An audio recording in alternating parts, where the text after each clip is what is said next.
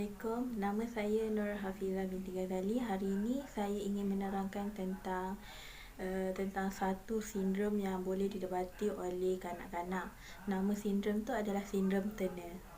Di negara luar mempunyai 7 orang wanita yang mempunyai sindrom ini kerana mempunyai ketumbesarannya yang terbantut, kekurangan ciri seksual, berlebihan lipatan kulit pada leher dan sudut siku yang berlebihan. Ianya dilaporkan oleh seorang pakar endokrin Amerika iaitu Dr. Henry Turner pada 1938. Sindrom ini selalunya akan berlaku kepada kanak-kanak perempuan saja. Kanak-kanak yang tidak menerima rawatan akan menjadi orang dewasa yang pendek, dan sindrom ini perlulah dikenalpasti pada peringkat awal iaitu kurang daripada umur 12 tahun. Seterusnya adalah punca sindrom Turner. Sindrom Turner ini berpunca daripada masalah kromosom yang boleh mengubah corak tumbesaran kanak-kanak. Seorang kanak-kanak akan mempunyai 23 pasang kromosom, manakala satu pasang adalah kromosom jantina iaitu XX untuk perempuan dan XY untuk lelaki. Kanak-kanak perempuan yang mengalami sindrom ini akan mempunyai 1X ataupun X yang tidak lengkap ataupun tidak sempurna lah. Ianya berlaku secara rambang semasa pembentukan ovum dan sperma.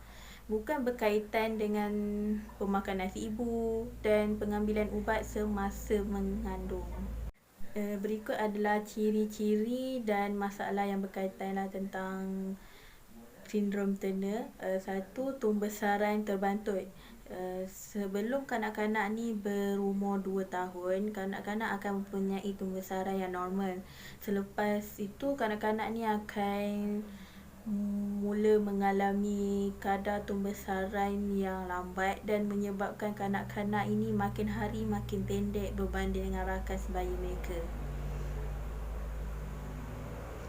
Nombor 2, kekurangan kematangan seksual. Wanita yang mengalami sindrom Turner ni akan mempunyai ovary yang tidak berfungsi dan tidak dapat menghasilkan hormon seks. Mereka juga tidak mengalami pembesaran payudara dan kitaran head semasa mereka remaja nanti.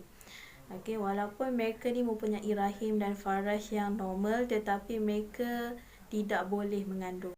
Ciri-ciri fizikal yang lain yang boleh kita nampak dekat kanak-kanak yang mengalami sindrom Turner ni adalah kekurangan tonjolan tulang pada buku jari keempat dan kelima apabila membuat genggaman.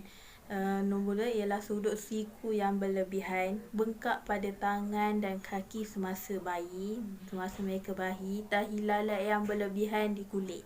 Masalah-masalah yang lain yang boleh berkaitan dengan sindrom Turner ini adalah kepintaran, masalah jantung, masalah buah pinggang, telinga, tulang dan sendi, mata, gigi dan keyakinan diri kanak-kanak tersebut. Seterusnya adalah rawatan untuk kanak-kanak yang mempunyai sindrom Turner. Rawatan ini boleh dibuat secara perubatan dan sokongan dimulakan daripada peringkat awal lagi.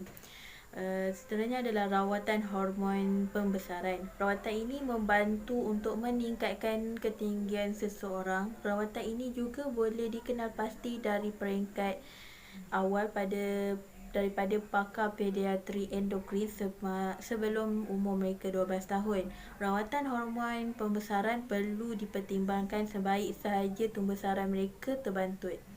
Seterusnya adalah rawatan hormon seks. Rawatan ini untuk membantu perubahan fizikal kewanitaan bagi seorang wanita. Perubahan terhadap payudara, bentuk badan dan kitaran haid. Rawatan hormon seks ni iaitu pil estrogen dimulakan selepas umur mereka 12 tahun. Rawatan ini tidak boleh diteruskan apabila rawatan hormon pembesaran ini dijalankan. Seterusnya adalah rawatan masalah lain yang berkaitan dengan sindrom Turner. Satu adalah masalah jantung. Masalah jantung ni perlulah dibuat pembedahan. Kedua adalah jangkitan telinga tengah yang berulang boleh mengganggu pendengaran. ini secara rawatan susulan dan pemantauan.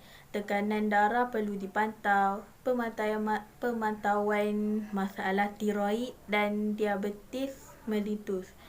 Hampir semua wanita sindrom Turner adalah mandul. Kaedah yang sesuai adalah in vitro fertilizatory untuk mengekalkan kandungan sehingga cukup. Sebulan memerlukan rawatan sokongan yang sesuai. Sampai di sini saja penerangan saya tentang sindrom Turner yang boleh didapati oleh seorang kanak-kanak perempuan. Sekian, terima kasih.